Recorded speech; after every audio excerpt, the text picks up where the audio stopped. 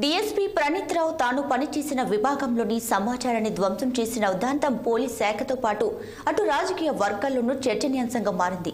ఆయన చర్యల వెనుక ఉద్దేశం ఏమిటన్నది అందరి మధ్యని తెలుస్తుంది.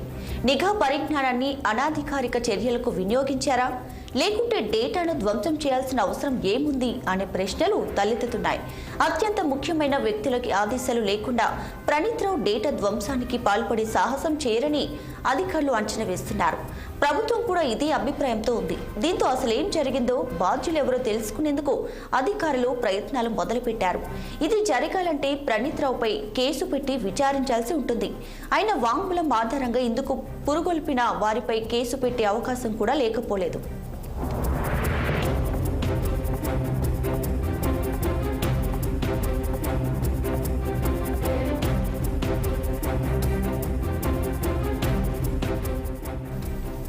పోలీస్ శాఖలో స్పెషల్ ఇంటెలిజెన్స్ బ్రాంచ్ అత్యంత కీలకమైంది. ఉమ్మడి రాష్ట్రం నుంచి తెలంగాణ ఎస్ఐబికి దేశంలోని మంచి పేరు ఉంది. వామపక్ష తీవ్రవాదం ఉధృతంగా ఉన్న రోజుల్లో నిఘా విభాగంలో ప్రత్యేక ఉప విభాగంగా దీన్ని ఏర్పాటు చేశారు. మావోయిస్టుల కదలికలు, ఇతర సమాచారాన్ని సేకరించేందుకు ఈ విభాగానికి అత్యాధునిక పరిజ్ఞానం సమకూర్చేవారు. గూఢచర్యానికి అవసరమైన పరిజ్ఞానాన్ని ప్రపంచవ్యాప్తంగా ఏ దేశం తయారు చేసినా దాన్ని ఎస్ఐబి సమకూర్చుకునేది. దీంతో మావోయిస్టులు సైతం అనేక సందర్భాల్లో ఈ విభాగాన్ని అమెరికా గూఢచర సంస్థ సిఐఏతో పోల్చారు.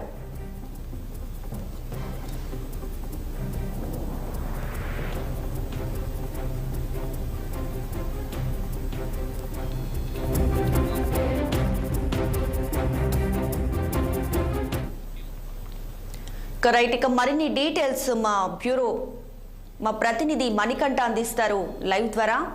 మణికంఠ, చెప్పండి, ప్రణీత్ రావు కేసులు అయితే తవ్వే కొత్త విషయాలు కూడా వెలుగులోకి వస్తున్నాయి. ఆయన వెనుక పెద్దల హస్తం కూడా ఉన్నట్లు మనకి కొన్ని ఆరోపణలు కూడా వినిపిస్తున్నాయి. డీటెయిల్స్ ఏంటి మణికంఠ? హలో మణికంఠ, చెప్పండి. సో గత ప్రభుత్వం ఏదైతే బీఆర్ఎస్ ప్రభుత్వంలో కీలకంగా డిఎస్పీ, ఎస్ఐబి, డీసీపీకి వ్యవహరించిన ప్రణీత్ రావు అయితే ఈ ఉతాంతం అయితే వెలుగు చూస్తుంది. తాజాగా 42 హార్డ్ డిస్కులతో పాటు 1600 డేటా కాల్ షీట్స్తో పాటు అనేక రకమైన పాల్పడ్డారని చెప్తున్నారు. సో దీంతో గత బీఆర్ఎస్ ప్రభుత్వం ఏదైతే ఉన్నదో వాళ్ళే చేశారా, లేదా వామపక్షాల కోసం వాళ్ళు ఎటువంటి సాయం చేశారని దాని మీద కొనల దర్యాప్తు అయితే చేయమన్నారు. సో ఈ ప్రణీత్ రావు విషయం వచ్చేసరికి ఎస్ఐబి అంటే ఒక స్పెషల్ ఇన్వెస్టిగేషన్ బ్రాంచ్గా కొనసాగుతున్న ఎస్ఐబిలో అనేకమైన లోటుపాట్లు ఉన్నట్టు గుర్తించారు. మరి ఈ లోటుపాట్లు అన్నవి ఎలా ఉన్నాయన్నది అయితే ఒక అంచనా కూడా వేయడం జరిగింది. సో పోలీస్ శాఖ స్పెషల్ ఇంటెలిజెన్స్ బ్రాంచ్ అత్యంత కీలకమైనదిగా భావిస్తున్న ఉమ్మడి రాష్ట్రం నుంచి తెలంగాణ ఎస్ఐబి దేశం నుంచి మంచి పేరు ఉందని కూడా చెప్తున్నారు. వామపక్షం తీవ్రవాదం ఉధృతంగా ఉన్న రోజుల్లో నిఘా విభాగంలో ప్రత్యేక ఉప విభాగం దీన్ని ఏర్పాటు చేయడం జరిగింది.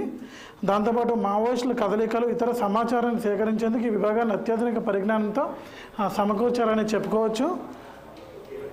గూఢచర్యానికి అవసరమైన పరిజ్ఞానాన్ని ప్రపంచవ్యాప్తంగా ఏ దేశంలో తయారు చేసినా దాన్ని ఎస్ఐబి సమకూర్చుకునేది. దీంతో మావోయిస్టులు సైతం అనేక సందర్భాల్లో ఈ విభాగాన్ని అమెరికా గూఢచార సంస్థ సిఐతో పోల్చారు.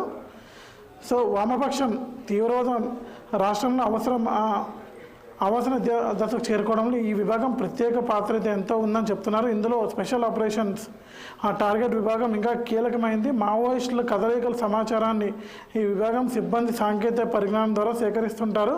అదేవిధంగా ఈ పరిజ్ఞానాన్ని ప్రభుత్వాలు తమకు గిట్టని వారిపై ప్రయోగిస్తున్నారని ఒక ఉదాంతం కూడా ఉన్నది ఉంది. రాజకీయ నాయకులు, ప్రజాప్రతినిధులు గతంలో మా ఫోన్లు ట్యాపింగ్ చేస్తున్నారని కూడా అయితే వాళ్ళు అనేక సార్లు బహిరంగంగానే విమర్శించారని చెప్పుకోవచ్చు. గత ప్రభుత్వ హయాంలోనే ప్రతిపక్ష నాయకుల మీద ఎస్ఐబి ద్వారా నిఘా పెట్టించారని ఆరోపణలు ఉన్నా కూడా ఇన్నాళ్ళు ఆధారాలు ఏమి దొరకలేదని చెప్తున్నారు. సో దాంతోపాటు ఇప్పుడు ప్రణీత్ రావు ఎస్ఓటి హార్డ్ డిస్కులు ధ్వంసం చేయడం, అటు డేటా చెరిపివేయడం, అటు సిఎంఆర్ ఐఎంఈ నంబర్లు ఇవన్నీ కూడా ధ్వంసం చేయడంతో కీలకమైన అనవసరం ఏముంటుందా అంటే ధ్వంసం చేయాలని అవసరం ఏముంటుందని కూడా ఒక చర్చనీయాంశంగా మారిందని తెలుసుకోవచ్చు. దాంతో ప్రణీతలో ధ్వంసం చేసే సమాచారం ఏంటో తెలుసుకునేందుకైతే అధికారులు అయితే తీవ్రంగా ప్రయత్నిస్తున్నారు. గత ప్రభుత్వం కీలకమైన వ్యక్తుల ఆదేశాల మేరకు ఈ చర్యకు పాల్పడ్డదా అనే విషయాన్ని తెలిసేందుకు ప్రణీతుల మీద అయితే కేసు అయితే పెట్టి విచారణ చేయాలని చెప్తున్నారు. మణికంఠ అయితే ఇప్పుడు ఎస్ఐబిలో పనిచేస్తున్నటువంటి Praneeth Rao right. Manikanta, thanks for the updates.